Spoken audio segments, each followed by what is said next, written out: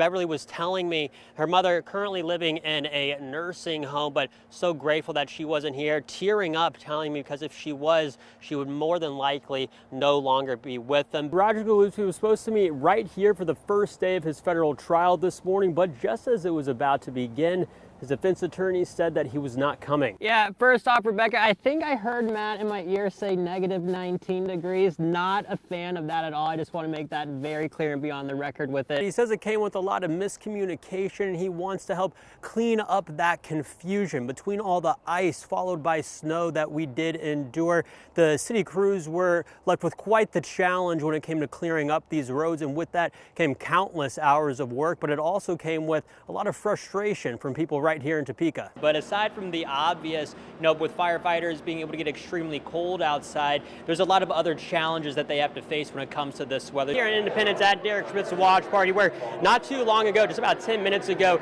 he gave his speech letting everybody in here know what the next plans are. And they're not just excited about K-State basketball, but showing off what many might look at as a flyover town to what it actually has to offer. October 28th, 2015, that was the last time that the boys in blue played a home playoff game here. This isn't the first time that violence like we saw happen over the weekend in Oakland erupt. Working for you live in West Topeka, Jacob Kaufman, 27 News. When I think about food, I think about picnics, and when I think about picnics, I think about nice weather. So let's bring in 27 News, Gabriela Gomez. Gabby, are people going to have a chance to have those picnics in the coming days? All right, thanks, Gabby. We'll hear from you in a few. Could be good fishing weather, and that's good news right here because 7,000 pounds of trout, well, it's a new batch coming to Lake Shawnee next month. Coach Tang giving out his number. It's an interesting move, in my opinion, but if he's doing it, Bill, come on, what are you doing, man? Throw the digits out, babe. Like many other communities around the country, the capital city is also in on Built for Zero. But while one nonprofit is confident that this model will work here in Topeka, another one has concerns. And after weeks on strike, thousands of machinists are rejecting Boeing's latest offer. Starting Monday, there will no longer be stopping on the turnpike to pay tolls. Instead, whether you have a K tag or not, it will be a cashless system. As of October, people are back to paying student loans, including myself. In fact, just today, I received a letter in the mail saying for a fee, I could be eligible for total loan forgiveness. Topeka has been on the hunt for a new police chief since July, and now with just 2 candidates remaining, Topekans got the opportunity to hear why each of them think that they are the right fit for the job. This morning, there's a new chapter unfolding in one of the most infamous murder cases in America, the Menendez brothers killings. Easter is just around the corner, and that means it's a busy time for local businesses. But with prices flying high because of inflation, it can also be stressful. Today, I met up with some local business owners who told me what it means to shop local this Easter. With Easter coming up this Sunday, it's one of the busiest times of the year for Hazel Hill. According to owner and chocolate maker Nick Excitus, behind Christmas, Valentine's Day, and Mother's Day, it's their 4th biggest holiday of the year. Last year, Easter was so late in the year. This year, it's coming a lot earlier. So we will see a lot of people probably late this week coming in to get those things. Especially the apples and the things that they want to have fresh made. Easter being earlier in the year isn't the only change for Hazel Hill, though. The price of their main raw ingredient is through the roof, making this Easter more expensive for both the producer and the consumer. The price of cocoa right now, it is at an all-time high. So for decades, it's run between $2,000 and $2,500 a ton. Last time I looked, it was north of $8,000 a ton. Cocoa futures in the U.S. topped $9,000 a ton, making it more expensive than copper. You can imagine if our raw ingredient costs are moving that much, we're having to do a lot to kind of hedge those prices.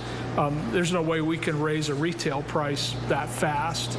There are some challenges in a dynamic market like that. And with the National Retail Federation expecting Easter spending to pass $22 billion this year, locally owned business owners are feeling the pressure from big box companies and hoping you choose local. When you spend your money here, your money stays here. Because we pay bills here, we shop here just like you do. So the more money you can put into your local businesses, the stronger our economy will be. With 81% of Americans planning on celebrating Easter, spending on average just over $177 per person, at the end of the day, it's not about money for Excitus. Giving something to somebody that tastes great and that they can enjoy and know that it was sustainably sourced and put together by local people, being able to deliver that and making people happy, that's what it's all about. What could have been the worst night of their lives ended up being a moment that one local family and St. Mary's police officer will never forget. It's a story you'll only see on KSNT, and 27 News reporter Jacob Kaufman has the story of how one family is forever grateful. You see baby Amy and you see a healthy and happy baby girl. But just weeks ago, she was all but that. Focused on moving into their new home, Kathleen Neek and her family had an unexpected event that no parent wants to endure. She just arched her back, and it was such a subtle movement. And I immediately put her down, and I could see she wasn't breathing. Frantic, Neek handed her 11-week-old infant over to her husband while she called 911. Waiting for first responders to arrive, she feared for the worst.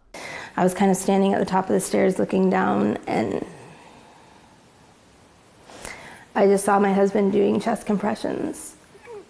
And her eyes were open, and there was nothing there.